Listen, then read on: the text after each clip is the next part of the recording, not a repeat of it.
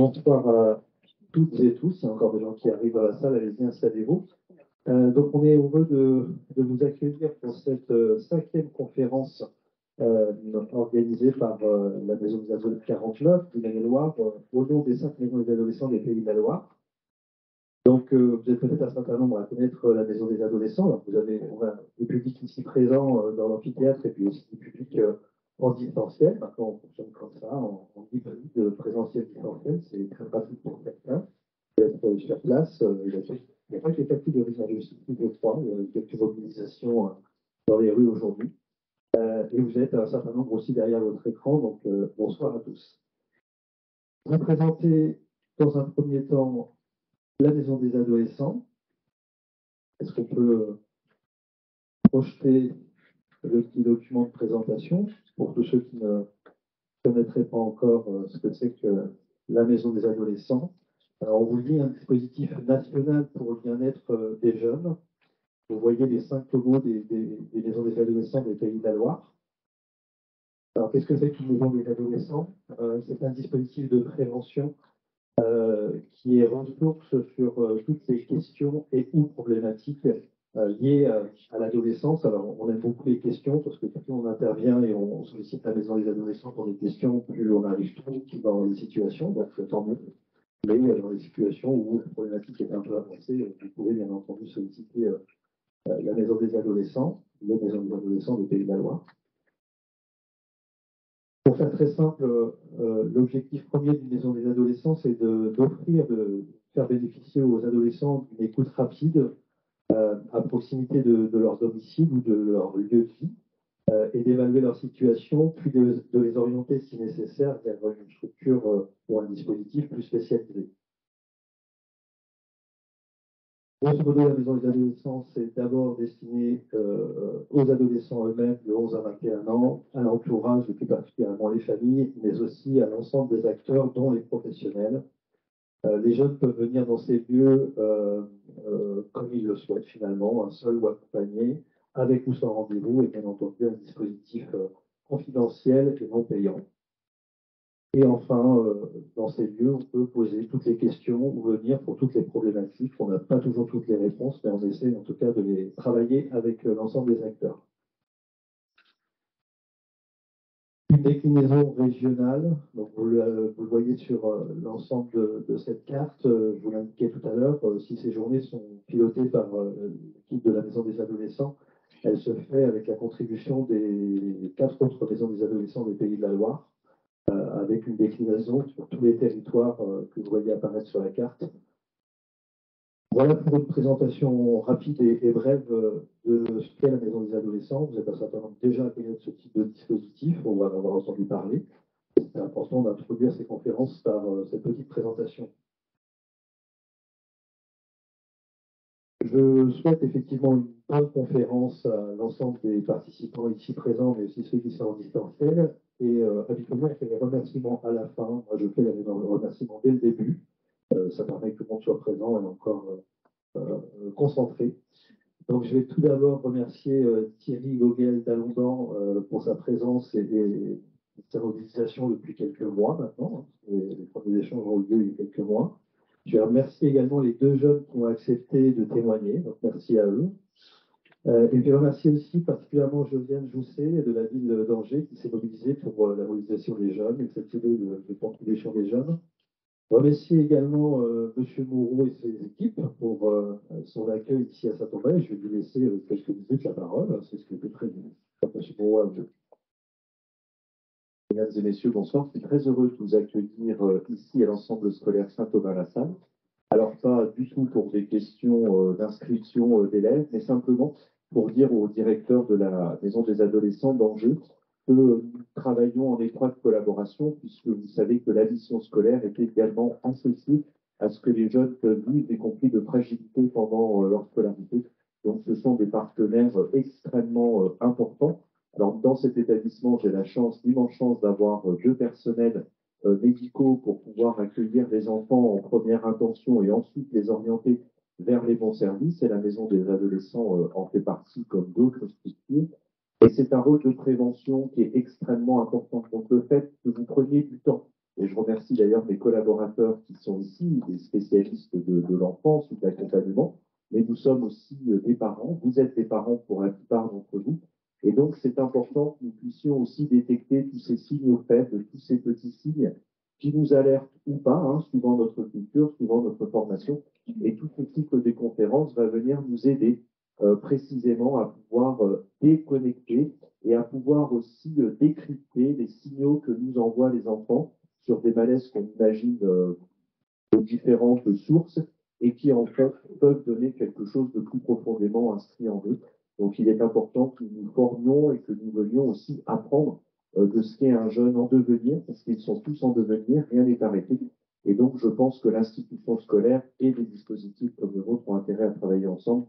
Tout mon immense plaisir de vous accueillir bien bénévolement, et puis on sait aussi votre attachement à Saint-Aubin-la-Salle, mais à tous les établissements en règle générale. Donc je vous remercie d'ores et déjà de tous ces apports que vous allez nous proposer. Et puis, bien évidemment, ça sera ensuite l'occasion de travailler de concert pour accompagner ces jeunes qui sont bien malmenés hein, dans la société, dans des contextes qui sont les leurs, avec à la fois de l'exigence et en même temps une société qui tend aujourd'hui à rompre ou à lâcher sur certaines vies. Donc, c'est difficile de s'y retrouver.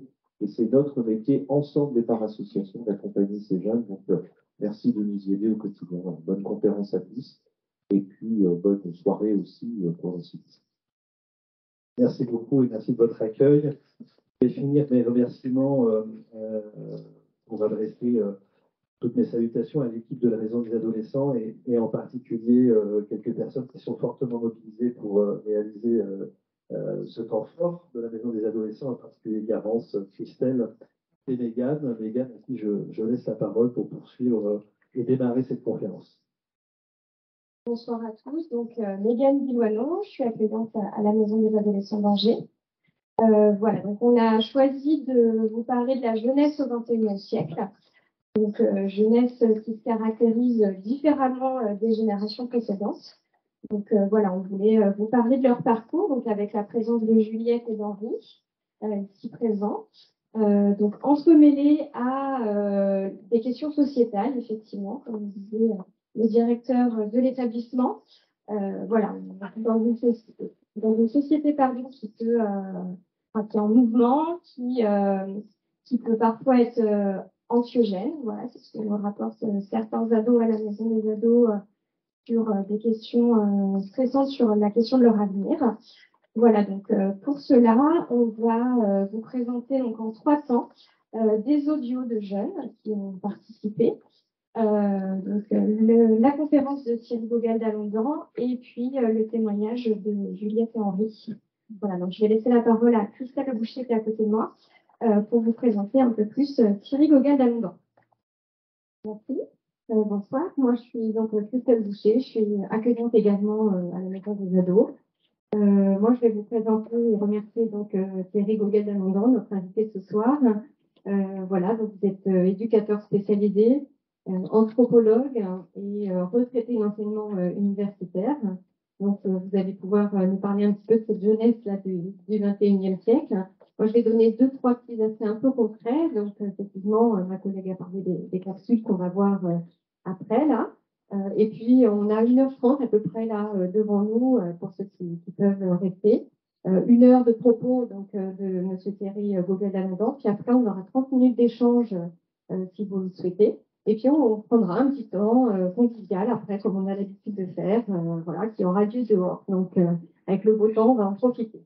Voilà, je ne prends pas plus de temps. Je vous laisse la parole et merci encore. Bonne soirée.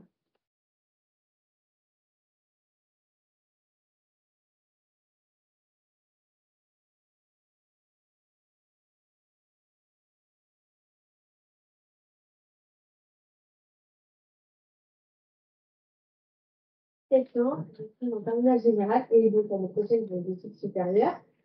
Alors, j'ai 17 ans, terminale au lycée, et l'année prochaine, je m'oriente pour une école de commerce spécialisée dans le sport. Je suis en terminale générale, j'ai 17 ans, et l'année prochaine, je pars en fac de sport. Bonjour, je m'appelle Ida, j'étudie le costume des scènes. Je m'appelle Mireille, j'ai 17 ans, je suis en terminale en formation générale et bientôt en études supérieures. Selon moi, trois mots pour définir la société, ce serait individualiste, motivée et active. Un mot, c'est un mouvement en ce moment qui s'exprime et qui a la liberté de penser. Changement permanent, car les opinions politiques, la société change continuellement et réchauffement climatique, en ce moment, on peut pas vivre sans passer à côté. Superficielle, curieuse et illégale. Ok, alors premièrement, je dirais consommatrice. Aujourd'hui, comme beaucoup et c'est ce qu'on a fait notre société, je dirais égoïste. Je trouve que les gens sont centrés beaucoup sur eux-mêmes et superficiel aussi. Je dirais illégale, parce que voilà, il y a encore beaucoup complexe, que ce soit au niveau des opinions, de plein de choses, c'est assez complexe. Mais néanmoins, entre des mots, je dirais en évolution, parce que notamment avec la vie qui arrive, et ben, il y a énormément d'évolutions qui se mettent en place, et c'est pour le mieux. Un adulte qui me donne envie d'en devenir un, une veille, pour pouvoir se faire. Comme adulte en particulier, me passionne ou me montre comment je pourrais devenir. Par contre, j'aime bien voir les adultes comme ce que je peux devenir, et c'est-à-dire la liberté de faire ce qu'on veut et puis de vivre comme on veut. Pour moi, c'est Simone de Beauvoir qui s'est battue toute son existence pour les droits de la société des femmes en particulier, et ça donne vraiment envie pour moi de devenir adulte. La personne qui me donne envie de devenir un adulte, c'est tout simplement mon père. Il m'a appris la persévérance et la confiance en soi. Et je dirais que mes sœurs sont le premier modèle de jeunes femmes adultes autour de moi auxquelles j'ai pu vraiment m'identifier. Alors, je pense pas avoir d'adulte particulier, mais je dirais plus des gros sportifs, puisque le sport, c'est des valeurs qui représentent quelque chose de fort pour moi. Et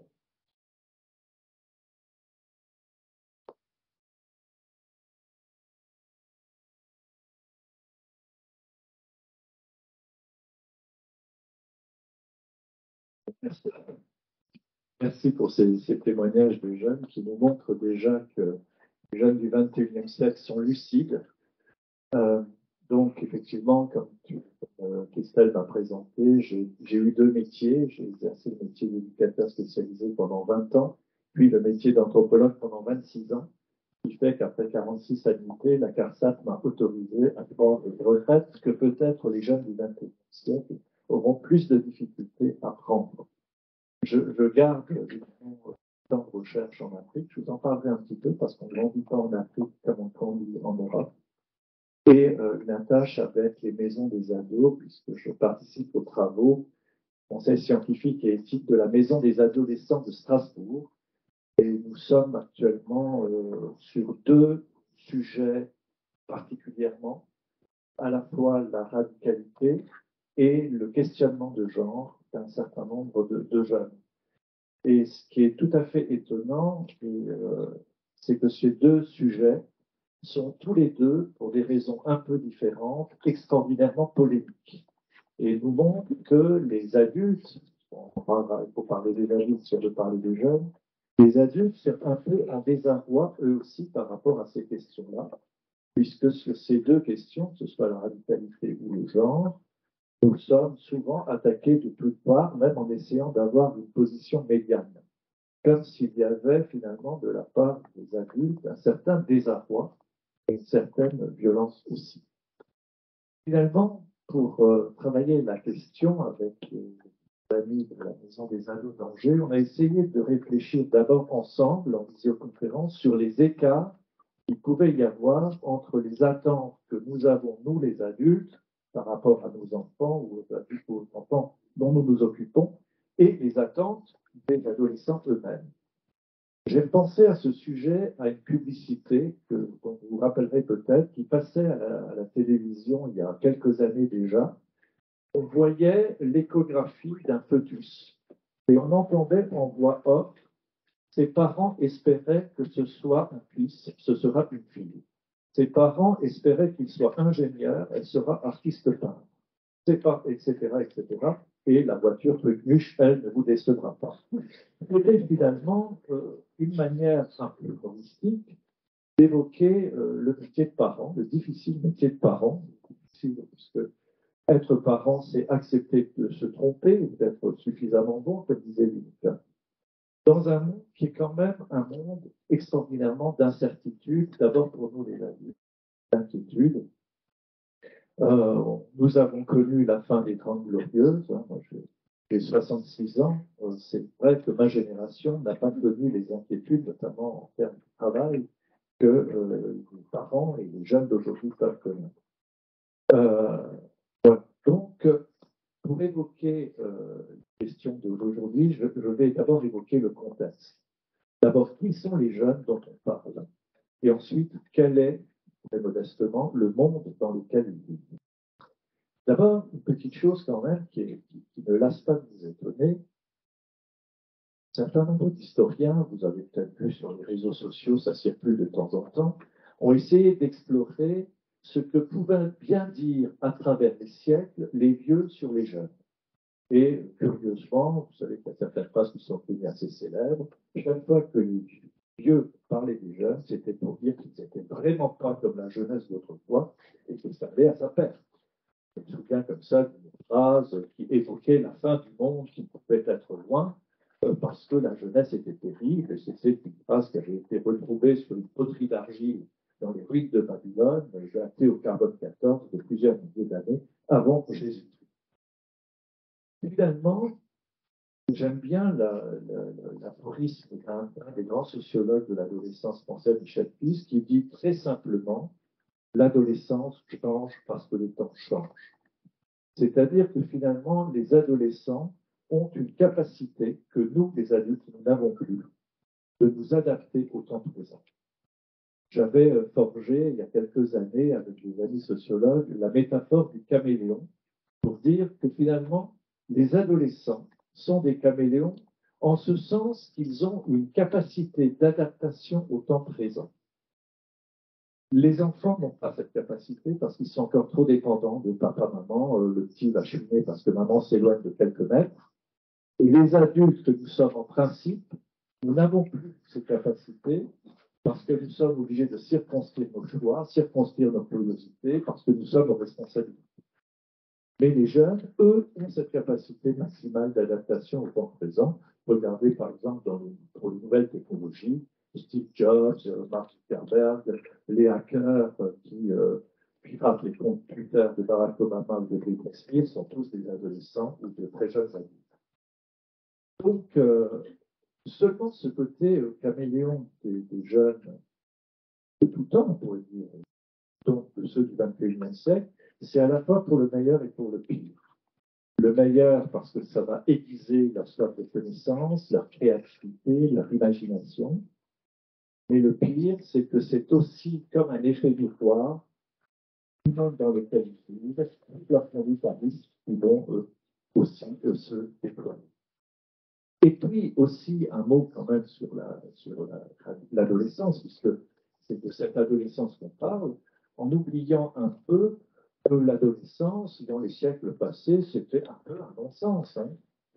Pour nos ancêtres du XVIIIe siècle, l'adolescence, c'était les célibataires. Vous voyez, c'est un peu différent de la manière dont nous caractérisons aujourd'hui une classe d'âge. Et ce n'est finalement qu'après la Deuxième Guerre mondiale que les psychologues de l'adolescence définissent une classe d'âge de manière assez succincte d'ailleurs, puisqu'ils la définissent comme la classe d'âge des 14-18 ans, donc les lycéens. Il va falloir attendre les années 60 pour qu'on nous invente une autre petite bête, les préadolescents, psychologiens. Et puis la fin des Trente Glorieuses, pour qu'on parle de la post-adolescence, qui signe aussi la problématique du chômage des jeunes et d'autres. Et puis en 2000, rentre dans le dictionnaire de la langue française l'adolescence, les adultes qui continuent de se comporter comme des ados. Et en 2007, François de Saint-Gly, sociologue de la famille, nous invente les adolescents. Voilà. Vous voyez, c'est assez extraordinaire. C'est-à-dire que de l'adolescence à l'adolescence, un imaginaire se déploie qui ferait que nous pourrions nous vivre, être vécus comme des adolescents qui perçoivent la tombe.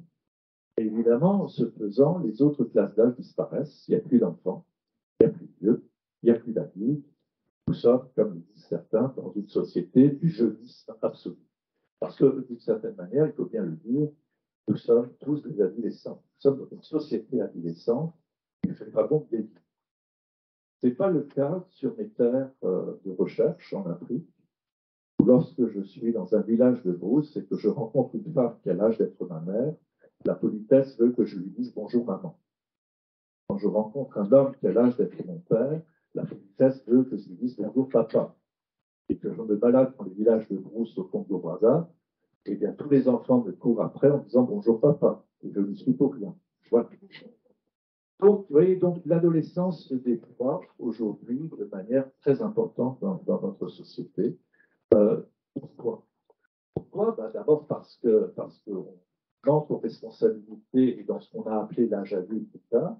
Rappelons-nous quand même qu'en 1945, la moitié des Français de 16 ans travaillent. Ordinaire. Donc, et puis, il y a aussi un accroissement du temps des études extraordinaire. On pourrait dire d'une certaine manière que l'adolescence, c'est un temps de formation supplémentaire que nous laissons à nos enfants. Un luxe, d'ailleurs, que les sociétés de la tradition ne peuvent pas se permettre. Ça, c'était pour définir rapidement les jeunes dont on parle.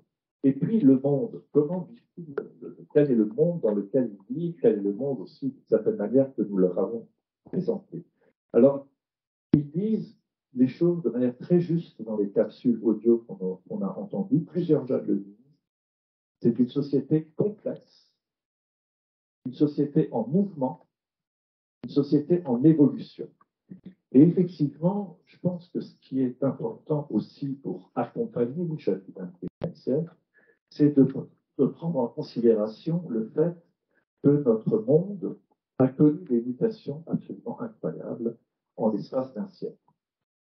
C'était Boris Cyrulnik qui faisait cette plaisanterie qui disait si on avait inventé la machine à voyager dans le temps, voilà, et qu'on prenait un homme du XVe siècle pour l'emmener au XVIIe, par exemple, le choc serait moins rude que si on prenait un homme du début du XXe pour l'amener au début du XXIe. C'est-à-dire que le XXe siècle est un siècle de mutation sans précédent. Déjà, une première mutation, c'est que nous sommes passés dans notre pays d'un modèle rural à un modèle urbain, avec quelque chose où autrefois la ville copiait la campagne, et aujourd'hui c'est la campagne qui copie la ville. C'est aussi une mutation évidemment impressionnante. Je pense avec un petit clin d'œil à nos maîtres en anthropologie, Lévi-Strauss, qui est parti au paradis des grands hommes à 101 ans, qui a traversé le siècle, fin de deux guerres mondiales, on espère éviter pour nos enfants, et qui a vu quand même des choses absolument extraordinaires, des évolutions incroyables. Alors c'est évident qu'une des choses qui nous surprend le plus et qui inquiète souvent les parents en fond des associations de parents d'élèves, c'est les addictions aux nouvelles technologies. Qu'est-ce qui risque mon enfant à faire 10 SMS par semaine? Qu'est-ce qui risque à jouer aux jeux vidéo, etc. Mais les nouvelles technologies, elles viennent de loin. Et peut-être qu'on oublie que la première nouvelle technologie qui a changé notre rapport au monde, c'est la télévision. La télévision nous a enfermés chez nous. C'est-à-dire qu'autrefois, on avait des relations sociales avec les voisins, des palabres, presque comme dans les sociétés coutumières. Et l'individualisme dont parlent les jeunes arrive avec la télé. Avec la télé, on n'a plus besoin de sortir, on a le monde chez soi, enfin, une petite fenêtre, un peu au carreau un peu sale, comme disait Lacan. Donc, c'est sans doute les nouvelles technologies, la science, quelque chose qui impressionne le plus.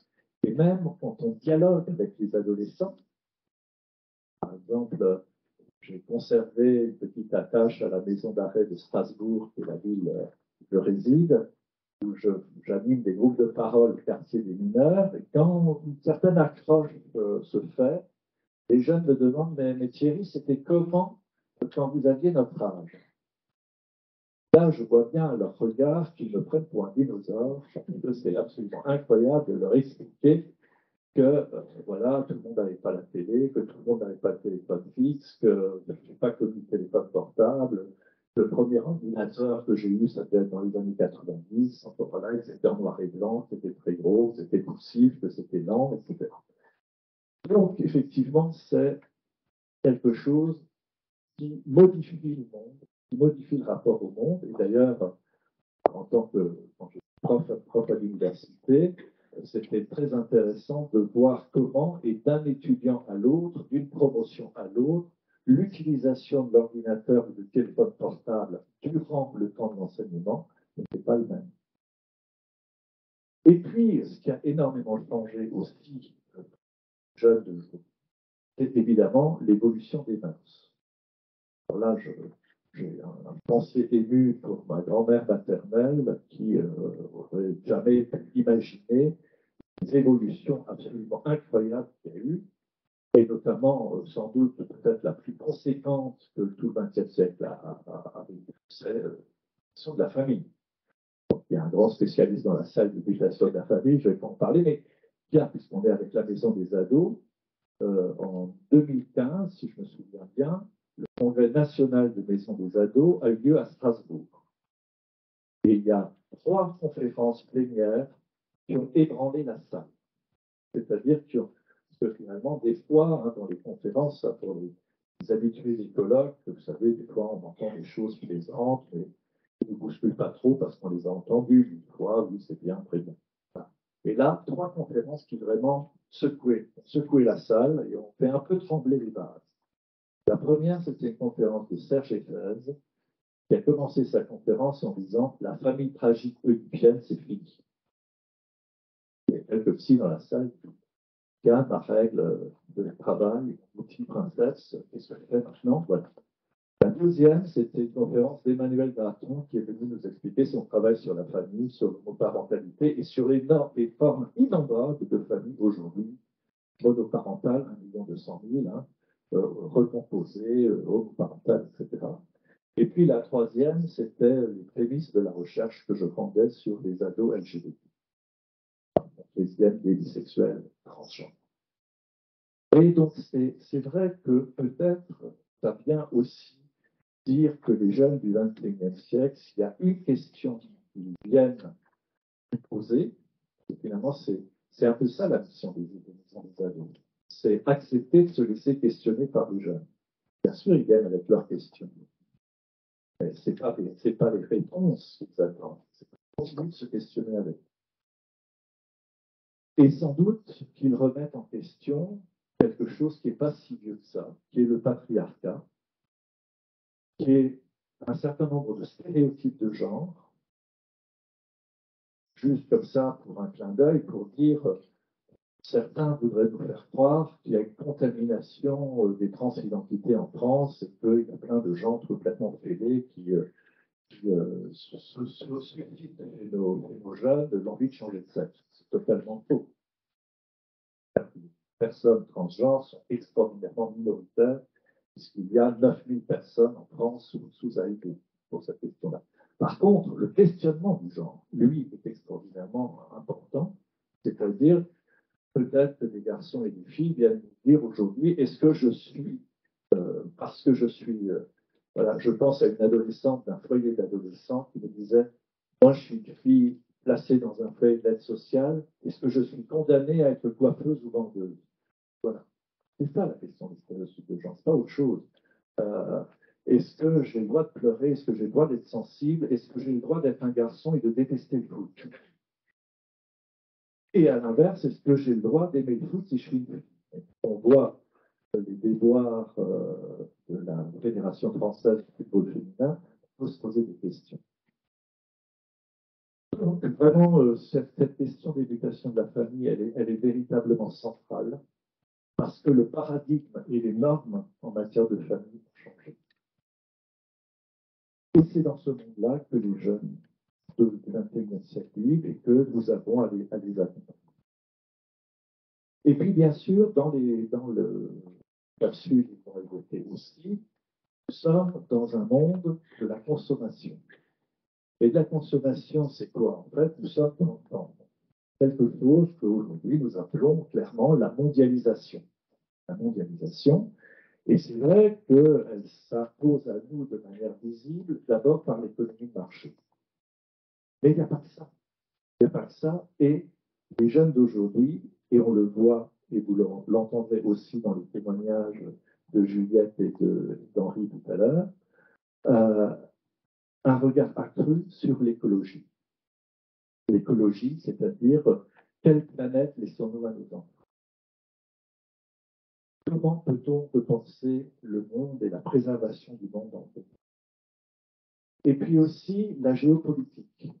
La géopolitique avec les guerres, qui est quand même pas très loin de chez nous, ce qui va avec les migrations, voilà, et les préoccupations que beaucoup de jeunes qui s'engagent ont sur ces questions-là. Et puis, là aussi, on l'a entendu dans les capsules, et vous l'entendrez aussi dans les témoignages d'après, sur les inégalités.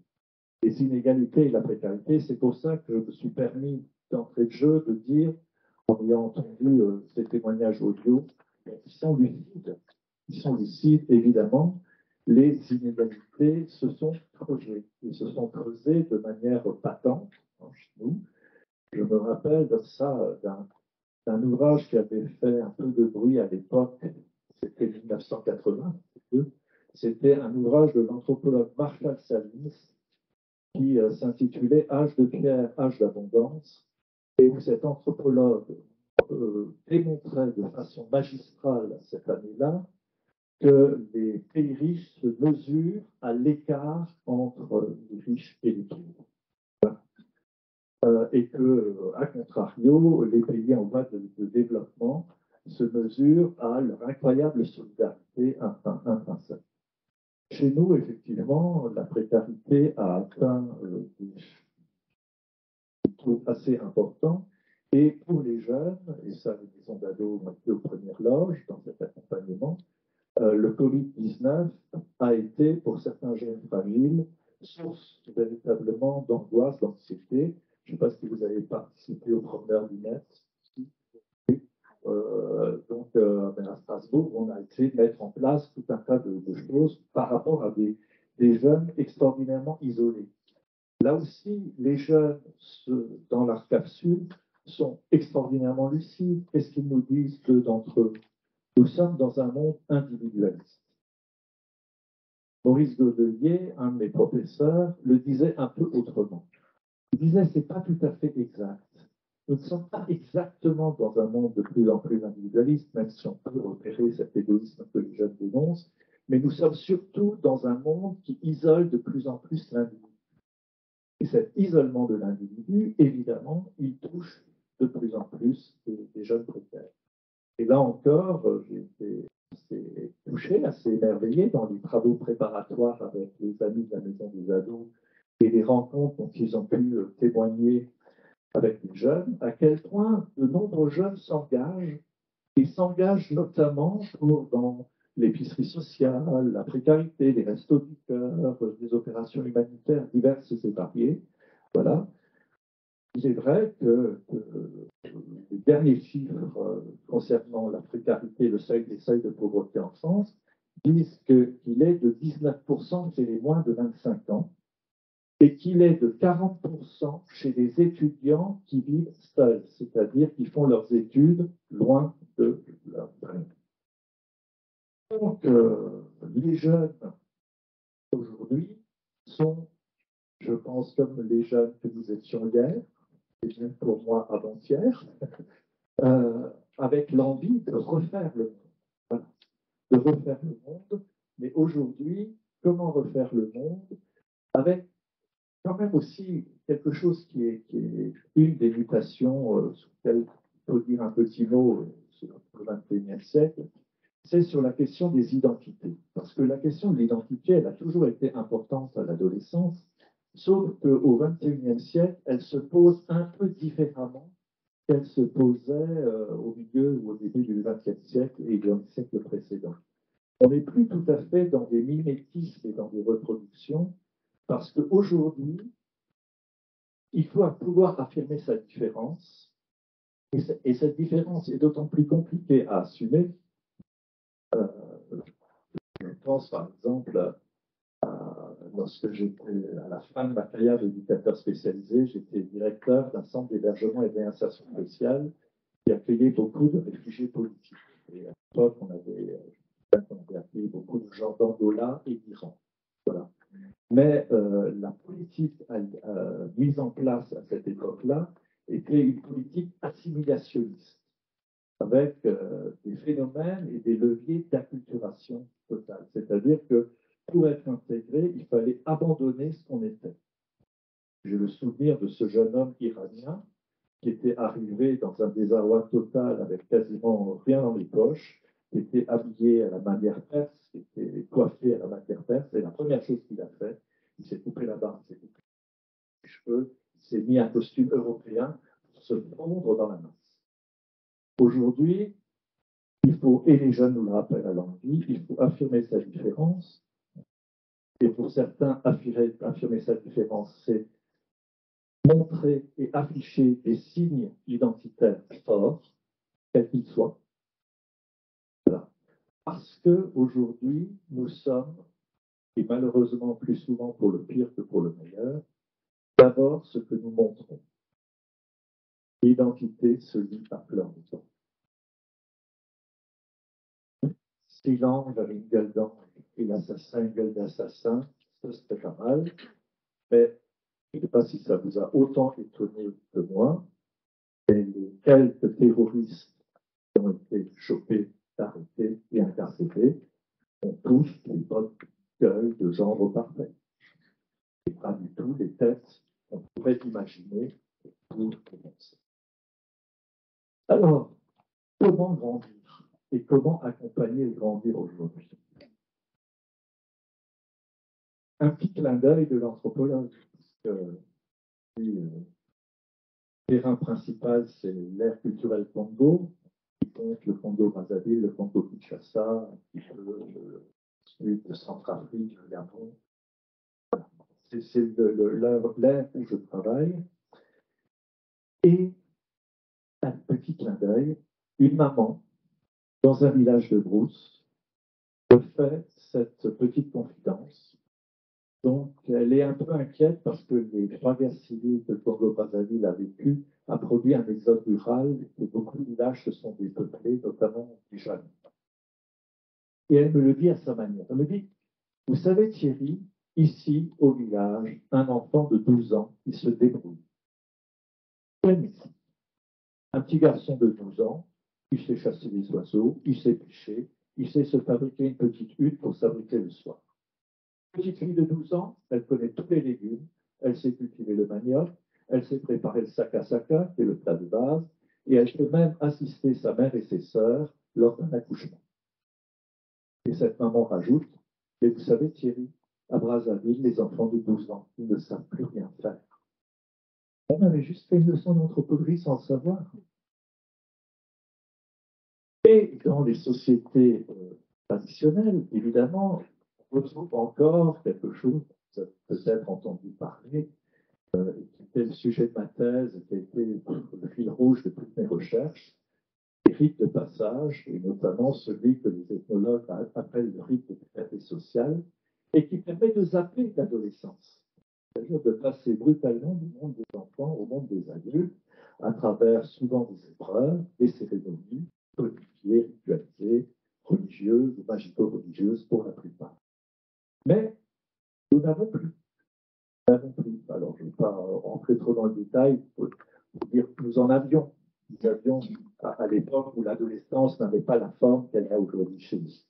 Et aujourd'hui, nous n'en avons plus. Alors, comment ça se passe pour les jeunes aujourd'hui? D'abord, il y a une question qui me semble très importante, qu'ils ont aussi un peu évoqué dans leur témoignage, c'est l'importance de l'expérience, plus exactement de l'expérimentation. Alors, c'est vrai que ce n'est pas toujours facile.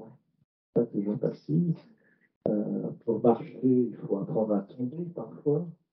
Parfois, on peut grandir de l'échec. Mais il y a quelque chose là qui me semble effectivement important. Et puis, quelque chose aussi qui revient dans les témoignages et qui peut aider à grandir, c'est découvrir le monde. Découvrir le monde. Et là, Henri nous en parlera tout à l'heure, mais je donnais un exemple, ça, avec un peu d'émotion. Il y a quelques années de cela, j'ai été sollicité, on m'a demandé si je voulais bien accueillir pour une année scolaire un jeune Brésilien de 17 ans, voilà, pour une année sabbatique en France. Ça sympa, j'avais de la place.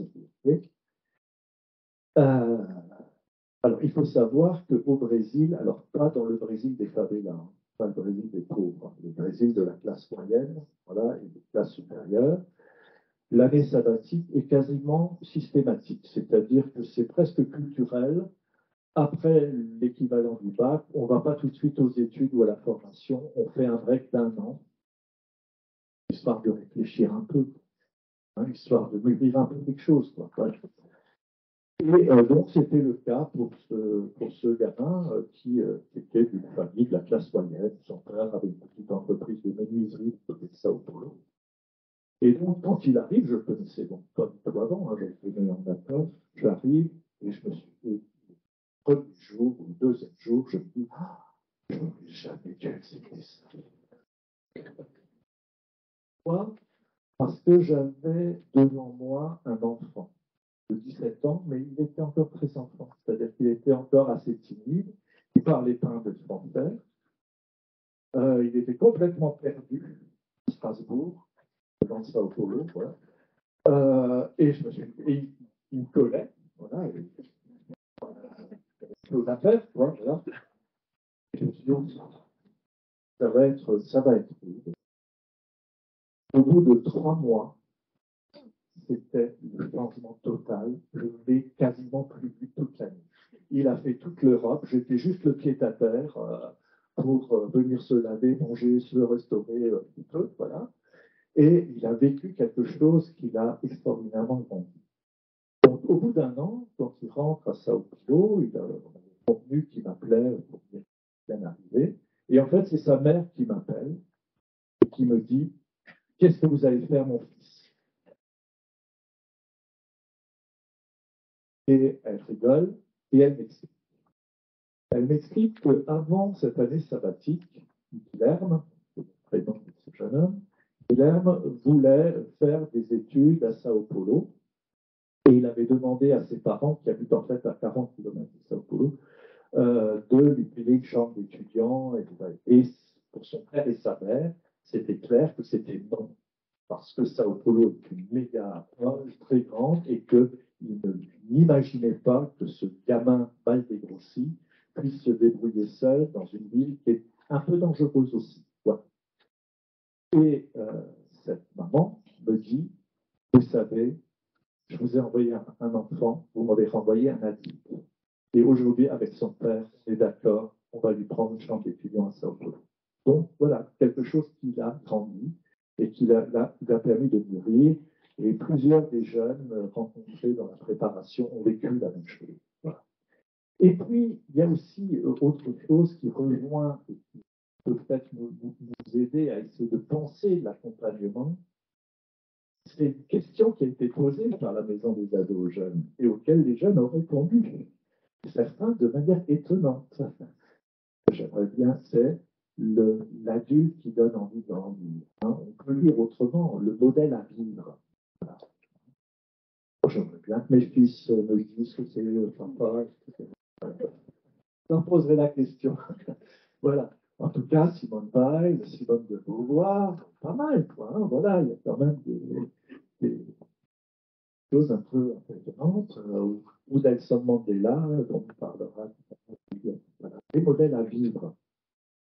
C'est important parce que ça permet véritablement de grandir. C'est une des erreurs d'ailleurs que faisaient souvent les jeunes éducateurs spécialisés. Hein. J'ai sans doute fait cette erreur aussi quand j'ai commencé. C'est de croire que quand on s'occupe des ados, ça peut être plutôt pas mal de copiner avec eux. Ils ont besoin, c'est effectivement d'avoir quelqu'un qui leur donne un peu envie d'être un adulte. Or, on est dans une société du jeunisme absolu où les adultes n'ont plus envie d'être adultes. Alors, qui c'est qui va donner envie? Ça, c'est compliqué. Une de mes dernières recherches, celle que j'évoquais tout à l'heure, j'ai eu l'occasion de présenter en 2015 à la Maison des ados de Strasbourg, c'était une recherche franco-québécoise sur les adolescents LGBTI, donc lesbiennes, gays, bisexuels, transgenres et intersexes. Et c'était une recherche qui avait été commandée par l'Université Laval de Québec, qui était une recherche croisée franco-québécoise. Avec cette idée, c'était de repérer chez des adolescents entendus entre 12 et 25 ans, ayant une orientation sexuelle différente de la norme, comment ils vivaient les mondes contemporains, comment ils vivaient le présent. Et ce qui est extraordinaire, c'est que énormément d'entre eux m'ont dit l'importance pour eux des modèles à vivre et à quel point le fait d'avoir pu, par les réseaux sociaux, par Internet bien sûr, mais aussi simplement dans les médias communs que nous voyons tous, voir enfin des présentateurs du JT, des stars de la chanson, du théâtre, ou même des ministres parler de leur amour homosexuel, eh bien, les a aidés, leur a permis d'avancer un peu dans la vie et surtout sortir des clichés. Sortir des clichés qui seraient que être comme ceci, il faudrait être comme cela. Ben non, la pluralité des identités est importante. Et puis, ce que je retiens aussi dans les témoignages des jeunes, c'est quand même quelque chose là, qui me fait vraiment plaisir. Je donnerai un peu le coup à ceux qui ne voient que le verre à moitié vide, et qui seraient d'un pessimisme outrancé, c'est que les jeunes sont quand même assez engagés, et assez extraordinairement engagés pour repenser le vivre ensemble. Alors sans doute pas tous, quand certains ont eux-mêmes des difficultés, mais on voit de plus en plus d'initiatives, et je pense notamment à des formes du vivre ensemble, que je retrouve notamment sur le territoire dans lequel je vis, dans beaucoup de squats autogérés ou de centres socioculturels un peu alternatifs, mis en place par des jeunes qui ont envie de repenser le monde entre eux. Voilà. À Strasbourg, comme ça, on a un espace qui a été créé par des jeunes qui est assez extraordinaire. Bon, malheureusement, le lieu initial a brûlé, mais c'est en train de renaître. Ça s'appelle la Maison Mimir, et ce sont des jeunes qui, en fait, au départ, ont squatté de manière illégale un bâtiment appartenant à la ville. Et ensuite, avec un certain culot, sont allés demander à la ville de leur faire un bail amphithéotique qu'ils ont obtenu parce qu'ils étaient loin d'être bêtes et du coup, ils ont mis en place un lieu alternatif, un peu transgénérationnel, hein, de manière étonnante, avec des idées que les adultes n'avaient pas eues. Parce que peut-être si les ados sont comme les jeunes filles à l'image du monde dans lequel ils vivent, ils ont aussi un regard sur le monde que nous, les adultes, n'avons peut-être pas. Et par exemple, ces jeunes de cette maison Mimir se sont rendus compte qu'à Strasbourg, il y avait énormément, c'est une ville frontalière, hein, donc énormément de flux migratoires, on avait énormément de personnes sans domicile fixe, mais qui étaient réduits à l'état de véritables escargots, c'est-à-dire en transportant leurs biens sur eux, leurs maisons sur eux. Et donc, c'est ces jeunes qui ont eu l'idée pour la première fois d'une bagagerie sociale. Et ils avaient près d'une centaine de casiers fermés à clé. Personne sans domicile fixe pouvait mettre en toute sécurité leurs affaires sans être obligé de se trimballer dans avec. Oui, donc c'est vraiment à un moment donné, alors peut-être ce qui évidemment est aussi le lot des maisons des ados, c'est-à-dire que ce qui est intéressant dans les maisons des ados, c'est que le spectre de leur public est large. Hein, je veux dire, Il n'y a pas besoin d'être en grande difficulté ou on peut venir à la maison des ados. On peut venir à la maison des ados simplement pour dire bonjour ou parce qu'on a une petite question ou qu'on a envie de rencontrer d'autres ados. Voilà. Mais la maison des ados est aussi là pour des questions plus sérieuses. Et même, on pourrait dire que les failles de la pédopsychiatrie font malheureusement que les maisons des ados sont souvent obligées de pallier à des manques patents pour des jeunes qui ont, eux, parfois de très très bonnes qualités, notamment dans les cas risques où leur intégrité physique peut être mise à mal. Donc vraiment, l'enjeu, lorsque j'étais à l'Université de Strasbourg, avec un de mes collègues, David Le Breton, on a animé pendant 20 ans un laboratoire sur les conduites à risque des jeunes. Et une année, on avait trouvé un partenariat avec un service de pédopsychiatrie qui accueillait des jeunes adolescents qui avaient fait une tentative de suicide. Et un des jeunes que j'avais interviewé cette année-là, qui s'appelait Alexandre, qui avait une quinzaine d'années, c'était un beau gosse, intelligent, dans un milieu sans problème. On est juste pour pas pourquoi il était là. Voilà. En fait, en discutant avec lui, je m'étais aperçu que c'était quelqu'un qui était un peu mélancolique. C'est-à-dire qu'il n'avait pas d'envie, il y avait quelque chose qui manquait au niveau du ressort. Je m'étais un peu énervé, je me suis dit, quand même, tu es intelligent, tu as des parents qui t'aiment bien, tu es brillant en classe, il y a quand même quelque chose dont tu aurais envie. Et il m'avait dit, oui, il y a quelque chose que j'aimerais bien. Trouvez-moi un adulte qui donne un peu envie d'en être un. Tout ce que j'ai entendu, c'est pas vous. Donc voilà, je crois qu'on est vraiment devant un enjeu pédagogique. Alors après, évidemment, il y a peut-être quelque chose, et je vais acheminer tout doucement vers la conclusion pour entendre Henri, ensuite ouvrir un débat avec vous. Peut-être pour conclure, et ça fera écho au témoignage des jeunes du XXIe siècle, une petite histoire qui m'est arrivée il y a quelques années.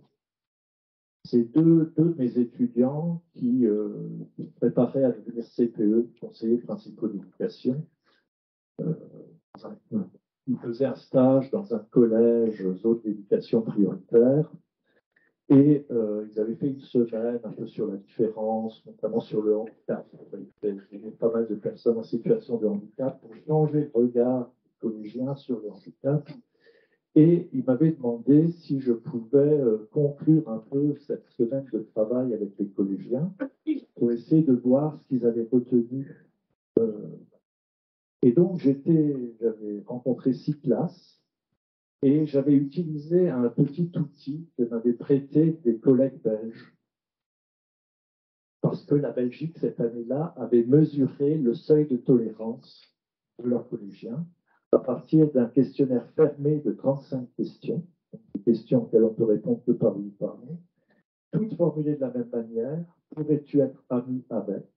Pourrais-tu être ami avec un camarade d'une autre couleur de peau que toi? Pourrais-tu être ami avec un camarade d'une autre religion, etc. Voilà. 35 questions avec un a priori des amis du même âge. Il n'y avait pas de question pourrais-tu être ami avec un ami. Les 6 classes ne se sont pas rencontrées et pourtant, elles ont répondu de la même manière aux 35 questions. Ça n'a pas de prétention scientifique, hein, c'était juste prétention à un débat, mais ça donne quand même à réfléchir. Ils et elles ont répondu oui à 33 questions. Et ils ont répondu oui, je dirais, à 33 questions avec la naïveté et la fraîcheur de l'enfance. Pourrais-tu être ami avec un camarade d'une autre couleur de peau que toi? Ben oui, monsieur, regardez, il est noir, elle est brun, je suis jaune, il n'y a pas de souci. De la même manière, ils avaient répondu oui à toutes les questions concernant le handicap. Camarades handicapés mentalement, ce qui prouve que la semaine avait plutôt porté ses fruits. Mais ils ont répondu non à 2 questions. Les 2 questions auxquelles ils ont répondu non, ça ne vous étonnera pas, hein, pour les garçons, avec une certaine violence. Être deviné que le premier camarade impossible, c'est un ou une camarade homosexuelle. Le deuxième, camarade impossible pour ces petits collégiens du collège Souvenir, impossible d'être non seulement ami avec un ou une camarade homosexuel, mais impossible également d'être ami avec un ou une camarade juif. Alors, qu'est-ce qu'on fait avec ça?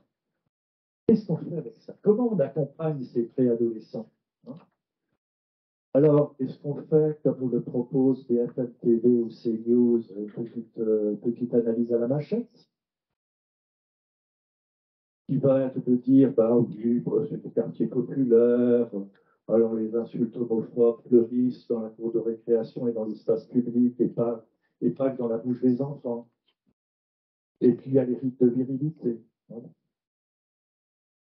Et puis alors pour l'autre itam et camarades juifs, pourquoi? Oui, mais bon, ces collégiens sont majoritairement de familles de culture musulmane. Alors, le discours des parents, Israël ennemi de la Palestine, contamine peut-être les... Est-ce que c'est faux? Pas sûr. Peut-être que ça fait partie des paramètres de compréhension. Est-ce que c'est suffisant? Certainement pas. Certainement pas, parce que ces enfants sont en évolution. De la même manière que les jeunes nous disent que le monde est en mouvement, eux sont en évolution.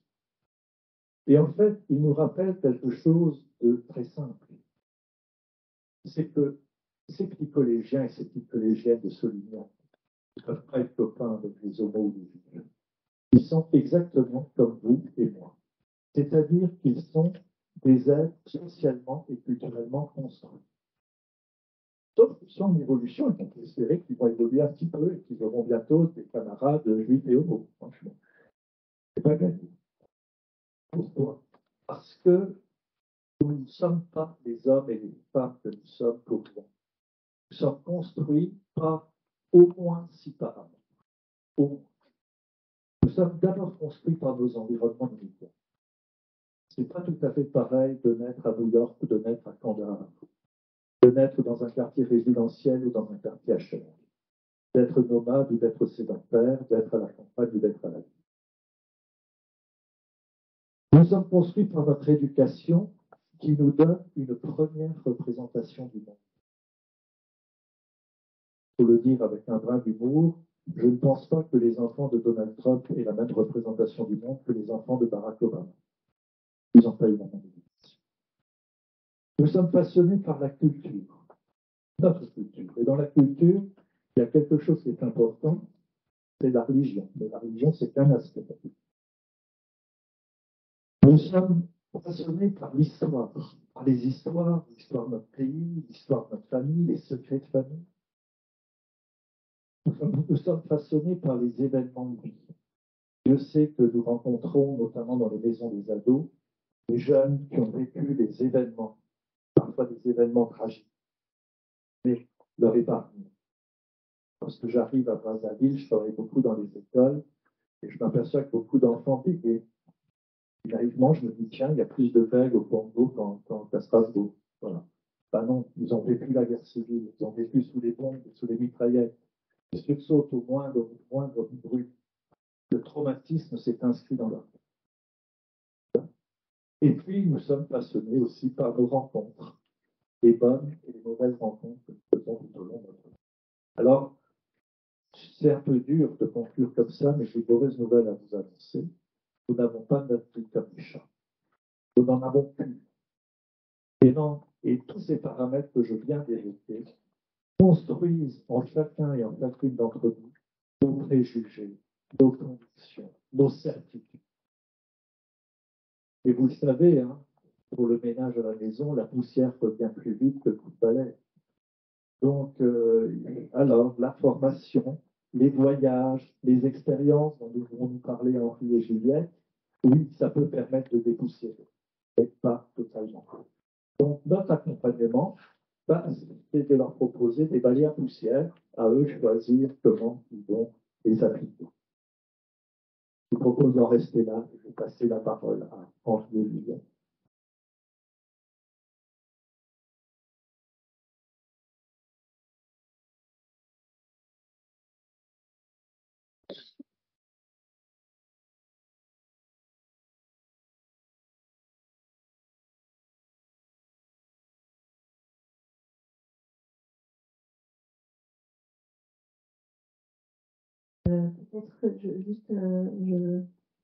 Henri va d'abord commencer sa petite présentation et puis il va nous parler d'une expérience qu'il a amenée à grandir.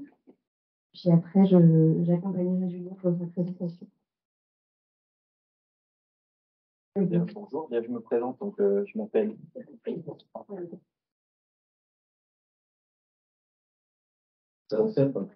Donc, je me présente, donc je m'appelle Henri, j'ai 24 ans, je suis actuellement en licence professionnelle en gestion d'espaces naturels à Bayonne. Et je vais du coup vous parler un petit peu d'une expérience qui m'a fait grandir.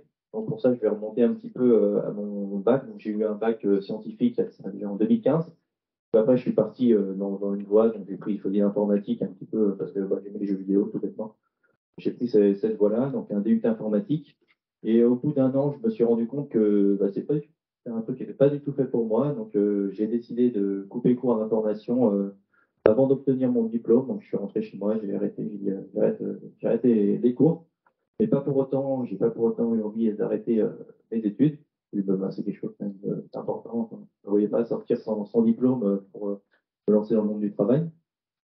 Donc pour ça, je me suis renseigné avec tout ce qui est CIO et tout le bazar, orientation au lycée et tout ça. Et moi, j'avais quelque chose qui me plaisait depuis que je suis tout petit. J'avais pas voulu me lancer dedans parce qu'on m'avait pas forcément bien introduit la chose et présenté tous les métiers possibles. Donc, je me suis lancé dans le domaine de l'environnement. Donc j'ai visé un petit peu des BTS, BTS gestion de protection de la nature, que j'ai essayé de rejoindre de 2 ans de suite avec Parcoursup et les joies de logiciels. Et malheureusement, j'avais pas un super bon dossier, il ne faut pas le dire, je n'avais pas un dossier top, je n'avais pas d'expérience à côté, quoi que ce soit dans ce domaine. Donc j'ai été refusé 2 années de suite sur Parcoursup. Donc j'étais 2 années, donc j'ai fait du travail d'intérim parce que je n'allais pas rester chez moi rien fait. Et du coup, ça va sans dire que ces 2 années, ça n'a pas été des années très faciles pour moi. C'est des années où une période de doute, où je me questionnais sur mon avenir, qu'est-ce que je savais faire, est-ce que j'étais capable de faire quelque chose, est-ce que j'étais bon à quelque chose en fait. Simplement, donc j'étais chez moi, enfin chez mes parents, à me poser tout un tas de questions sur mon avenir et qu'est-ce que j'allais devenir. C'est une période où je me suis pas mal enfermé sur moi-même, où j'ai trouvé mon échappatoire, comme pas mal de monde, je pense, dans les jeux vidéo. Je passais beaucoup de temps dessus. C'était vraiment une période pour moi pour oublier un petit peu tous les questionnements qui trônaient dans ma tête, toutes ces questions, c'était un petit peu la pression qu'il pouvait avoir, même si elle n'était pas énorme, de mes parents. Et voilà, donc c'est une période un petit peu de doute. Et en parallèle, donc après ces 2 tentatives, on va dire, un petit peu ratées de reprendre les études, on m'a proposé d'aller à la mission locale pour m'accompagner un petit peu pour mon projet, d'avoir une personne extérieure à mes parents qui pourrait me parler d'un projet, de mes possibilités, mon avenir, pour mon projet, parce que moi je suis toujours un petit peu cette envie quand même de reprendre mes études.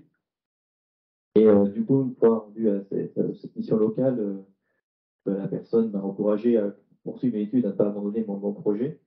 Et elle m'a parlé un petit peu de différentes possibilités pour acquérir de l'expérience, pour renforcer avoir des belles lignes sur mon CV pour pourquoi pas retenter de Parcoursup une année future. Et notamment dans ces possibilités, il m'a la possibilité de partir à l'étranger pour vivre autre chose, pour voir autre chose. Donc, la mission locale m'a orienté vers une association sur Angers, donc Parcours Le Mans, qui aide les jeunes qui ont des projets de mobilité à l'étranger, donc à les accompagne un petit peu à monter un projet de A à Z sur les différentes possibilités qui existent de partir à l'étranger. Moi, ça ne me disait pas non plus énormément de choses. Hein. J'étais curieux, mais sans plus, on va dire. Donc, je suis quand même allé à une réunion d'information, de présentation des différentes possibilités de départ à l'étranger, que ça soit. Il existe vraiment une multitude de façons de partir à l'étranger, que ce soit service civique, volontariat, il existe vraiment plein de choses. Et en sortant de cette réunion, je me suis dit que ouais, ça pourrait être quelque chose de quand même de top, ça pourrait vraiment être un moyen de faire autre chose, de vivre autre chose, de casser ma routine, de rester chez moi, jouer aux vidéos, à penser à broyer du noir, enfin, guillemets, à couper sur moi et d'enrichir mon CV, enfin, de me faire une nouvelle expérience, voir autre chose, une nouvelle culture. C'est là que j'ai commencé à intégrer des ateliers qui sont proposés par Parcours Le Monde pour accompagner les jeunes à projet. C'est des petits ateliers en groupe où chacun a un projet différent, on prépare tout plein de choses, que ce soit administratif, tout ce qui est passeport, tout ce qui existe, comment on fait, enfin, tous les questionnements, c'est vraiment un accompagnement personnalisé. Et à partir de ça, moi j'ai eu la chance, on m'a proposé un service volontaire européen au Portugal sur 2 mois sur la thématique de l'horticulture auprès d'écoles. C'est un projet qui englobait dans mon projet moi, de reprendre des études d'environnement. Je me suis dit, bah ouais, pourquoi pas, on y va. Donc j'ai fait ces 2 années, enfin ces 2 mois plutôt de service volontaire européen. Donc j'en ai tiré vraiment, comment pour goûter enfin, c'est une expérience très enrichissante où j'ai pu gagner en maturité, en autonomie, et surtout en confiance en moi, parce que vraiment enfin, ce que je retire, c'est surtout l'impression d'avoir servi à quelque chose sur ces 2 mois, même si j'ai fait des trucs tout bêtes comme planter des carottes avec des gamins. Je veux dire, c'est pas exceptionnel, mais tout bêtement, bah, eux, ils sont contents de planter des carottes. Ça peut paraître tellement anodin, mais vraiment, les voir contents, les voir sourire, c'est quelque chose qui. Enfin, c'est la meilleure récompense, moi, je trouve.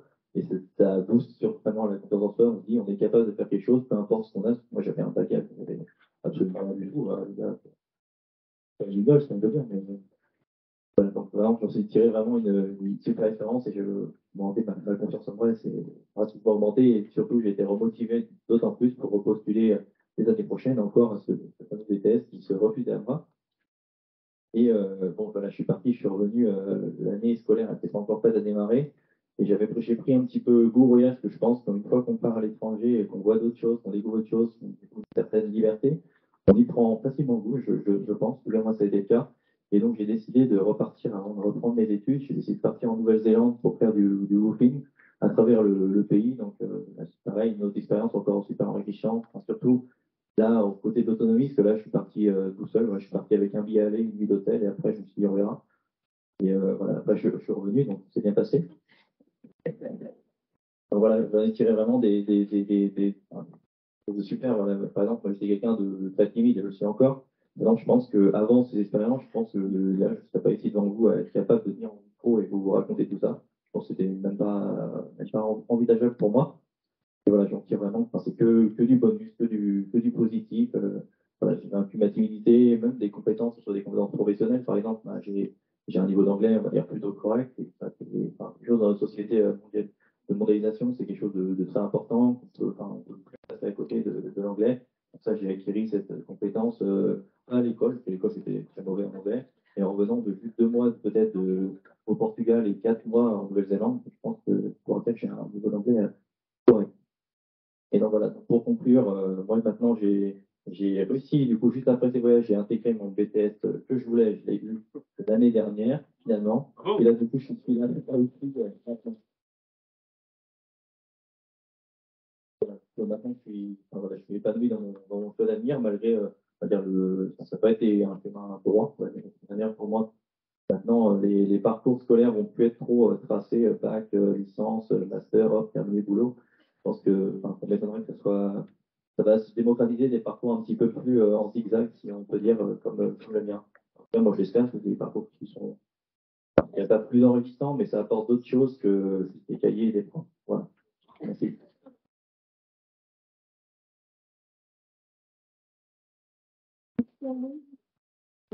Du coup, nous, on trouvait ça intéressant quand même, puisqu'il parlait aussi de son parcours pour justement cette idée-là que tous les ados aujourd'hui ou les jeunes n'ont pas des parcours linéaires et ça n'en fait pas moins des ados riches et avec plein de choses à dire.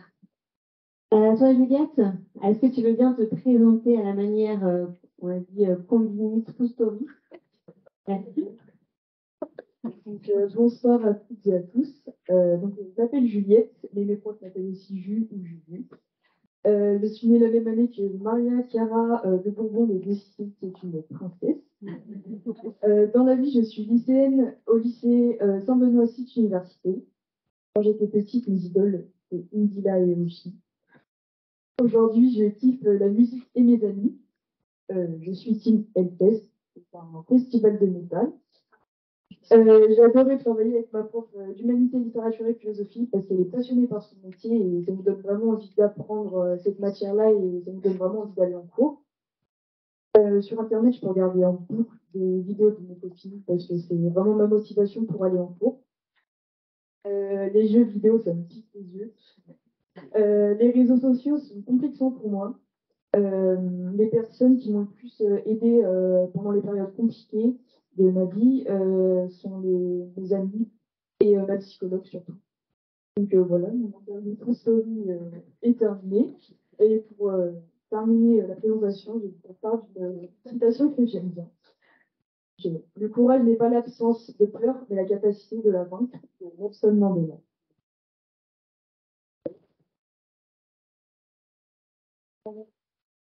Et pour terminer, vous êtes encore des choses à nous dire. Est-ce que tu peux nous donner 3 mots qui définissent la jeunesse aujourd'hui?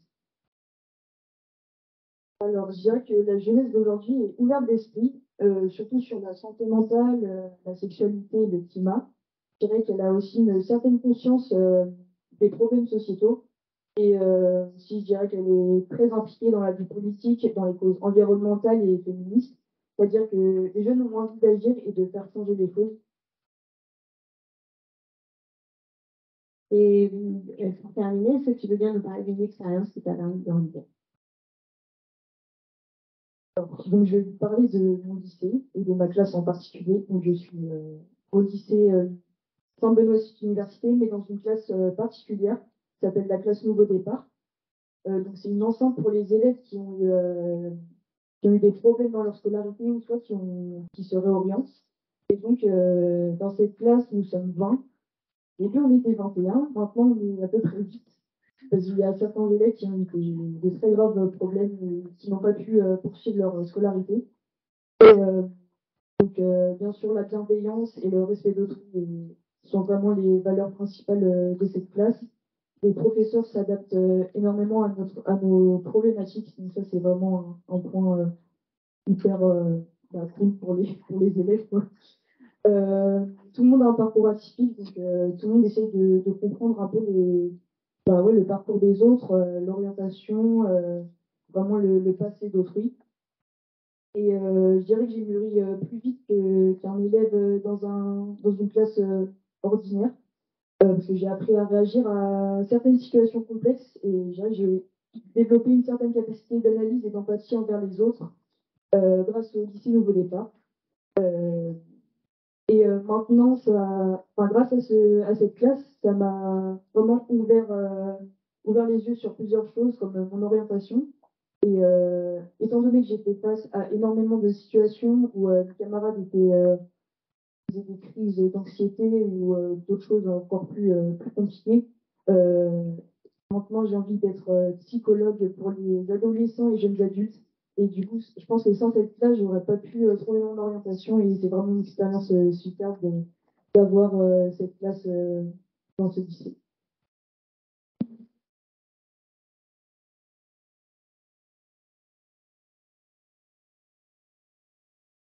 Au terme de notre présentation, donc maintenant on va passer aux questions dans la salle. Vous avez des petits papiers devant vous s'il y en a qui veulent écrire des questions et les faire passer à notre collègue qui est là-bas. Et il y a aussi les gens qui sont à distance peuvent aussi envoyer leurs questions sur le chat. Alors, j'ai plein de choses.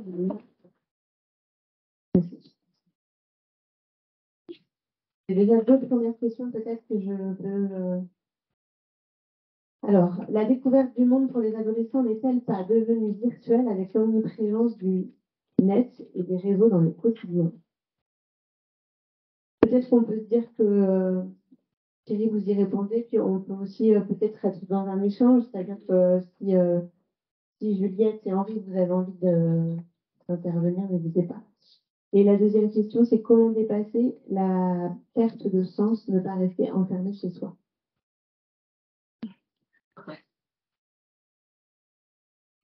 Pour la première, c'est vrai que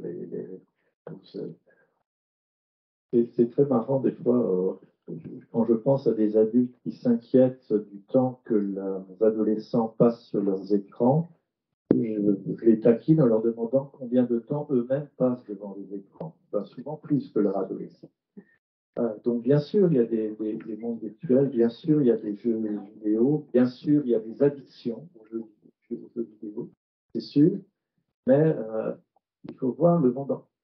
Une petite anecdote qui remonte un peu, c'était l'élection présidentielle qui opposait Nicolas Sarkozy et Ségolène Royal.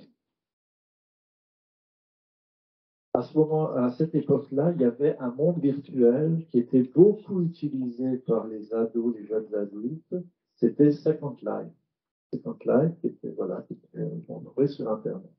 Eh bien, figurez-vous que les QG de campagne de Nicolas Sarkozy et de Ségolène Royal draguaient les jeunes électeurs sur ces campagnes. C'est-à-dire qu'ils allaient les chercher finalement là où ils sont. Ça, effectivement, et ça va peut-être vers la deuxième question, c'est comment ne pas se laisser enfermer. C'est vrai que, je ne sais pas si vous évoquez ça aussi à la Maison des Ados d'Angers, mais à Strasbourg, on travaillait un peu sur le phénomène on a appelé longtemps les hikikomori, parce que ça venait du Japon, bien que ce soit un peu différent au Japon de chez nous. Au Japon, ils avaient un phénomène de jeunes adultes, majoritairement des garçons, qui restaient enfermés chez eux, dans leur chambre, à peine en s'alimentant, avec des relations sociales minimalistes devant les écrans. Et donc, on utilise aujourd'hui ce terme-là pour évoquer des phobies qu'on rencontre chez certains adolescents aujourd'hui, même si c'est un peu différent du phénomène japonais. Oui, mais phobie scolaire, phobie sociale, c'est-à-dire, et peut-être que le Covid a accentué aussi un peu cette affaire. Donc, comment recréer des liens, comment recréer des envies, voilà. Je ne sais pas si Henri et Juliette ont envie aussi. Les distances, Alors déjà, moi je dirais que pendant les moments compliqués de la vie, on va être, par exemple, nos amis, ils vont peut-être pas réagir de la manière dont on aimerait, et ça nous permet vraiment de faire du tri dans nos amitiés, dans nos proches, et après, ça nous permet de se diriger vers de nouvelles personnes, de nouveaux dispositifs, d'aller voir des psychologues qui peuvent nous aider, des psychiatres, des dispositifs de la maison des ados, et pour ma part, c'est ça qui m'a vraiment aidé, c'est la maison des ados qui m'a permis de me rendre compte de certaines choses. Parce que c'est grâce à ça que j'ai réussi à évoluer. Et après, on s'entoure des bonnes personnes parce qu'on s'est déjà séparé des personnes toxiques de notre vie. Et je pense que vraiment, dans les moments compliqués, on se rend vraiment compte de qui est vraiment là pour nous, qui nous soutient. Et, ouais.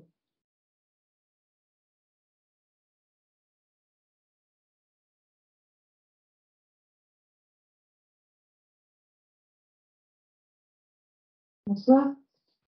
Du coup, moi j'ai une question pour Henri, parce que j'ai entendu que pendant ta période où tu étais beaucoup à te questionner, suite au fait que Parcoursup te bloquait dans tes envies de scolarité et de formation, tu t'es renfermé sur toi-même, tu t'es renfermé dans les jeux vidéo. Et qu'est-ce qui t'a donné le déclic d'aller justement t'ouvrir vers l'extérieur et notamment d'aller faire d'aller avec cet assaut là, parcours du monde et d'aller enfin ailleurs et de quitter tes jeux vidéo finalement. Parce que j'ai l'impression que c'était un peu un cercle vicieux. Tu as réussi à en sortir comment? Oui, oui. Je ne suis pas sorti directement comme ça d'un claquement de doigts, de toute manière. Mais on va dire que dans ma tête, j'avais cette question de qu'est-ce que je vais faire, qu'est-ce que je vais pas faire, à quoi je sers. Mais j'avais aussi dans un petit coin de ma tête qui me disait, il faut quand même que je fasse quelque chose. Et voilà, à un moment, je me suis juste mis un coup de pied au cul. Hein. Enfin, excusez-moi, mais pour y aller, et je me suis dit moi-même, bon, faut quand même j'y aille, je vais tenter le coup, je vais voir ce que ça donne. J'étais pas vraiment chaud d'y aller, hein. Vraiment, c'est quelque chose, je suis allé pas non plus reculons, mais j'étais un petit peu réticent. C'était pas quelque chose j'étais pas super à l'aise à l'idée d'aller voir ça. Mais une fois rendu là-bas, j'ai été mis en confiance, je pense, par les personnes que j'ai rencontrées et qui m'ont permis du coup de poursuivre dans cette voie et de pousser la chose plus loin, du coup de sortir de cette spirale, cercle vicieux, comme vous dites. Et voilà, je pense que c'est pas forcément un déclic en soi, c'est vraiment je me suis forcé à un moment pour aller du coup à cette réunion et le reste s'est fait, je pense, de fil en aiguille parce que je me suis rendu compte qu'il y avait autre chose de beaucoup plus intéressant, qu'il y avait des possibilités et que je pouvais agir. Je voudrais compléter parce que j'entendais aussi M. Bocal parler comment vous avez aussi, là, adultes qui inspirent hein, ces jeunes. Et du coup, est-ce que Excuse-moi, je suis un peu sceptique que tu décides tout seul, quoi. Donc, je me demande, est-ce que tu as vu, parce qu'il y a eu des gens quand même qui t'ont un peu poussé, qui t'a inspiré, qui t'a permis de sortir un peu la tête du chapeau, quoi. Je ne sais pas s'il y a vraiment des gens qui m'ont poussé comme ça, mais je pense qu'il y a eu plusieurs personnes qui ont. Enfin, c'est pas vraiment une personne qui m'a dit fais ça. J'ai entendu des choses autour de moi qui m'ont peut-être insinué l'idée, mais je peux pas dire qu'il y a vraiment une personne qui me dit je veux faire ça parce que elle a fait ça. Et je pense que c'est plusieurs petites choses venant de différentes personnes, que ce soit mes parents, ma famille, du coup la mission locale. Et c'est en regroupant ces petites motivations, si on veut dire, que je me suis dit que il y avait quelque chose de faisable. Et ensuite, moi, j'ai avancé en suivant un petit peu ces ateliers avec Parcours le Monde et qui m'ont plu de fil en aiguille. Mais je pense pas dire qu'il y avait une personne modèle que je me suis dit, je vais faire comme elle. Non, ça, je pense pas. Parcourir le monde, et ça a été donc orienté par la mission locale, c'est bien ça? Oui. Et la mission locale, comment vous avez connu l'existence de mission locale? Ça, c'est mes parents qui m'ont parlé de la mission locale, qui m'ont dit, voilà, ils peuvent t'accompagner dans ton projet, pas non plus. Et voilà, et ensuite, on est pris en charge par une accueillante personnalisée, on parle d'un projet autour de. Oui, non, non, là, c'est qui m'ont proposé cette idée encore une fois pour y aller. Ça permet de rebondir parce que du coup, on a pu échanger, on s'est rencontré avec Henri. Peut-être ce que tu peux dire aussi, c'est ce que ça t'a donné aussi les jeux vidéo à ce moment-là, dans cette période qui était compliquée, parce qu'on en a un petit peu parlé ensemble. Et c'était pas forcément, moi je l'ai pas vu du côté du négatif pour toi. Donc peut-être tu peux nous en parler un peu plus. Ouais, bah, enfin, les jeux vidéo pour moi c'était vraiment, on va dire, l'échappatoire, c'était le moyen de casser. Enfin, voilà, parce que moi j'étais chez moi, resté chez moi, enfin, on va dire, à broyer du noir, à penser à autre chose. Et une fois que j'étais assis derrière mon ordinateur, à jouer en ligne, j'oubliais totalement ça. Et je pense que ça, ça aide. Après, ça peut être aussi un piège, je pense, que de s'écarter totalement de la réalité. Mais pour moi, je pense que ça peut être le cas. C'était plutôt vraiment un soulagement, si je puis dire. Voilà, c'est quelque chose qui m'a aussi permis de surmonter cette période, je pense. Sinon, penser H24 à mon avenir qui était complètement naze, je ne sais pas où j'en serais. Bonsoir. Moi, c'était pas une question, c'est plus un témoignage. J'accompagne des jeunes. Je suis conseillère conjugale et familiale au-delà d'accompagner des couples. J'accompagne aussi des jeunes, des ados, des jeunes adultes. Et ce que je remarque souvent, et ce qu'ils me demandent parfois, c'est que je rencontre leurs parents. Parce qu'il y a des communications qui ne sont pas possibles avec leurs parents. Parce qu'il y a des nœuds chez des parents qui ont du mal à voir des zigzags, comme dit Henri, de leurs enfants. Ils ont du mal à accepter que les enfants fassent des pas de côté et prennent des sentiers un petit peu pas prévus. Et ça n'aide pas les jeunes à bien vivre leur adolescence ou leur foi. Et, quand je les vois, c'est toujours assez intéressant de parler avec eux de leur propre nœud vers la scolarité qu'ils ont vécu parfois. Et puis, c'est aussi l'occasion de leur parler de dispositifs qui existent. Alors, parfois, je parle de la maison des ados, de la mission locale. Et puis, il y a des tas de dispositifs qui existent. Ça demande du temps de la part des parents. Mais ici, à Saint-Aubin-la-Salle, il y a les rapprocheurs. Juliette a parlé du lycée Nouveau Départ. Il y a quand même pas mal de choses dans le coin. C'est vrai que ça mérite de passer énormément de temps quand on a des enfants qui ne sont pas au top de leur temps. Un peu la nation.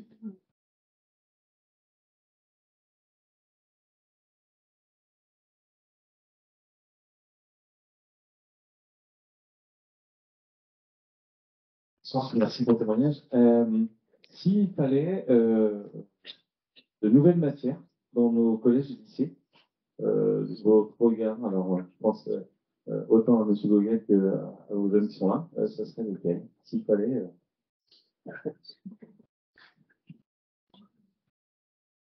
Je peux. je n'ai pas d'attache au ministère de l'Éducation nationale auprès de Papa Diaye, mais je reviens d'un séjour au Québec. J'ai rencontré pas mal de jeunes là-bas qui m'ont parlé de leur système scolaire. Et l'un d'entre eux, qui apparemment avait un parcours scolaire assez chaotique, avait réussi à raccrocher.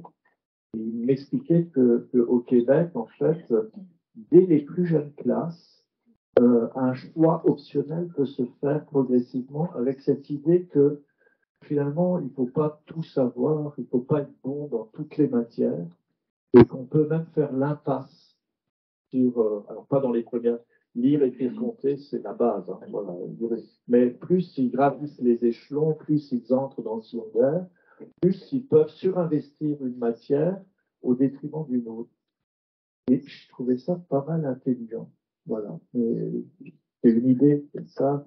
Je suis d'une génération, bon, je vous ai dit, j'ai 66 ans, mais quand j'avais 20 ans, on rêvait à Summery d'Alexander May, qui était une école expérimentale où on pensait plutôt à une tête bien faite plutôt qu'à une tête bien pleine. Je pense que c'est ça que les dispositifs un peu novateurs pour les décrocheurs ont à inventer. À la Maison des ados de Strasbourg, on a obtenu du rectorat l'autorisation d'accompagner des jeunes qui ont une phobie scolaire. On appelle ça brique école. On appelle 6 collégiens et 6 lycéens. La liste d'attente est très très longue et on leur propose autre chose que l'école. Voilà. Pour essayer de raccrocher tout le fil. Je pense que les cours de développement personnel, ça serait vraiment intéressant dans les lycées et les collèges, parce qu'on peut voir aujourd'hui qu'il y a énormément de jeunes lycéens et collégiens qui sont pas bien dans leur peau, qui rencontrent de grosses difficultés dans leur établissement, qui n'ont pas confiance en eux. Et je pense que des cours de développement personnel avec un psychologue, ou je sais pas, une autre personne qui pourrait se charger de ce cours-là, ça serait vraiment enrichissant pour les élèves, parce que je pense que chaque jeune a besoin un moment dans sa vie d'avoir un accompagnement pour l'aider à se développer.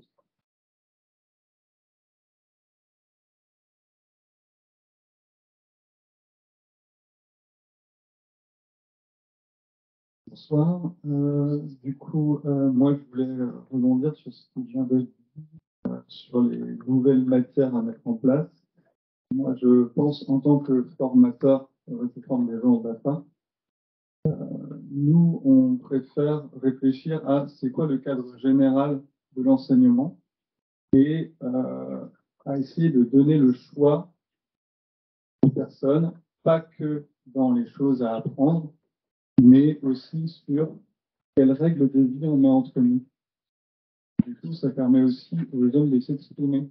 Parce qu'on a vu, on a entendu tout à l'heure que le problème, souvent, c'était que c'était les adultes qui décidaient pour les jeunes. Ça, c'est ce que j'ai compris. Et les adultes qui résistaient par rapport au changement que les jeunes pouvaient apporter.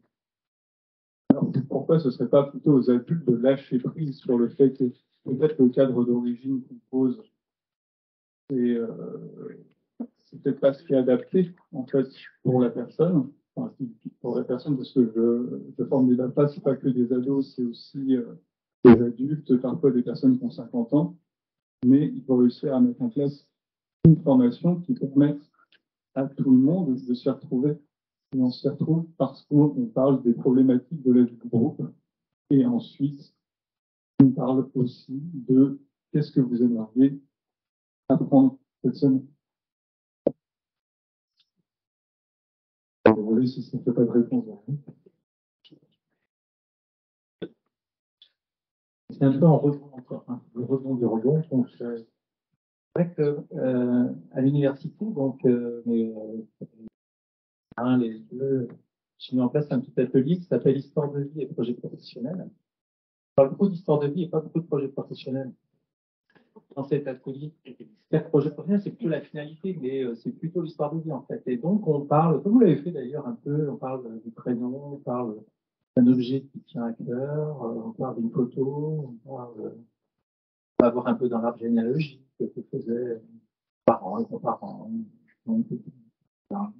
C'est-à-dire, en fait, c'est un peu des choses un peu qui sont par détour, qui sont un peu déplacées, mais qui permettent finalement au sujet de se ressaisir finalement de son histoire et de donner du sens, en fait, du lien. Comment il peut être pris aussi dans le projet parental et qui souhaite s'en détacher.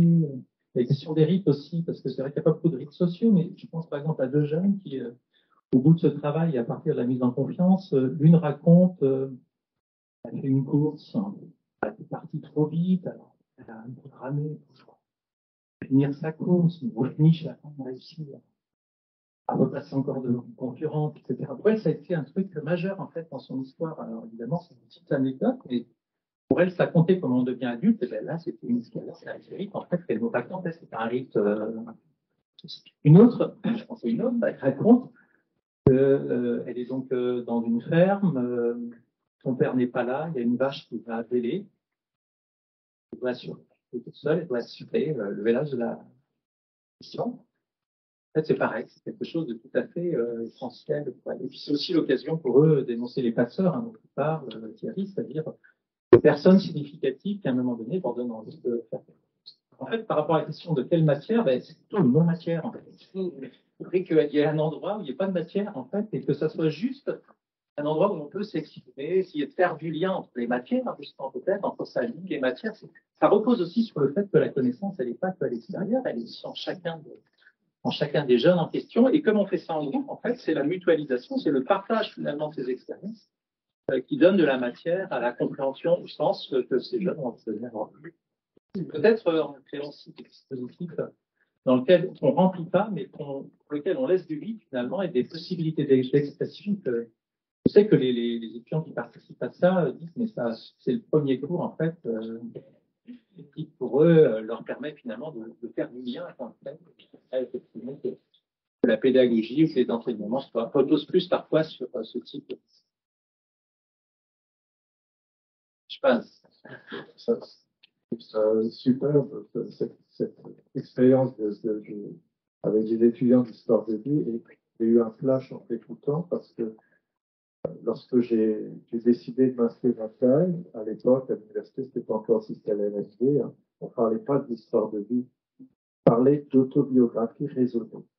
Et jeunes étudiants qui voulaient aller aux études doctorales ça a été mon cas, étaient obligés de fournir une autobiographie raisonnée, et attention, minimum 100 pages. C'est vraiment d'avoir réfléchi sur son parcours et sur sa vie avant d'aller plus loin. Je crois qu'on va devoir conclure parce qu'il est un petit peu tard. On va peut-être prendre une ou deux questions encore, mais on va essayer. On peut aller effectivement sur une dernière question.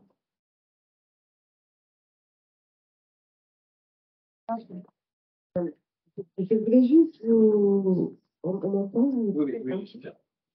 Non, je voulais juste vous demander, pour dire au sujet central, comment accompagner des jeunes adultes, des adultes de demain, qui ne ressemblent pas à ceux qui ont été décrits ou qui ont été décrits ce soir, à savoir qui n'ont pas fait forcément d'études supérieures, qui ont des problèmes scolaires, qui font partie peut-être un petit peu aussi comme Henri, ou même bien avant cet âge-là, qui ont été évincés progressivement scolaires, donc qui n'ont pas assez appris, qui ne sont pas du tout intéressés par l'écologie, l'engagement, voilà, qui sont en fait très consommateurs, très réseaux sociaux, très modèles. Alors, modèle, c'est pas Simone de Beauvoir, c'est je ne vais pas vous les citer, hein, c'est Squeezie, ou c'est enfin des sportifs, qui ne savent pas ce qu'ils veulent faire, qui sont à la maison, effectivement, au chômage, à faire des jeux vidéo, parce qu'ils n'ont pas de désir, enfin ils en avaient, mais comme ils n'ont pas les diplômes, ils voulaient être stylistes, tout ça, mais comme ils font pas plus 3, puis ils veulent pas être maçons, donc voilà, en tant que parent, comment est-ce qu'on peut donner de l'envie, de l'espoir à des jeunes, voilà, sur une grande question. Une dernière question. C'est une grande question que je vous propose de poursuivre juste après, parce qu'on, pour les personnes qui sont présentes, on vous invite à un petit mot de l'amitié juste après. Donc, les professionnels de la Maison des Adolescents, comme Thierry d'Alonso ou même les jeunes, pourront tenter de répondre à votre question et peut-être d'aller un peu plus loin dans votre questionnement. Donc, je ne coupe pas court à la question, mais je pense qu'on malheureusement, on n'a pas le temps d'y répondre maintenant, parce qu'on avait fixé effectivement 20 heures, ce qui est 20h05. Donc, je pense que les gens sont pris par un horaire. Et, en tout cas, je vais, pour conclure, remercier les intervenants, leurs contributions, toutes les questions qui nous ont été posées, votre présence. Saluer Henri et Juliette en particulier, les petits de Gaël Dallondois également, et puis les professeurs de la Maison des Ados et les professeurs des Maisons des Ados des Pays de la Loire. Vous remercier et vous souhaiter une bonne soirée. Encore une fois, vous êtes conviés pour les personnes présentes. Pas désolé pour les personnes qui sont derrière leur écran, mais c'est l'avantage d'être venu sur place. Un petit moment convivial autour d'un pot d'amitié. Voilà, merci beaucoup, bonne soirée.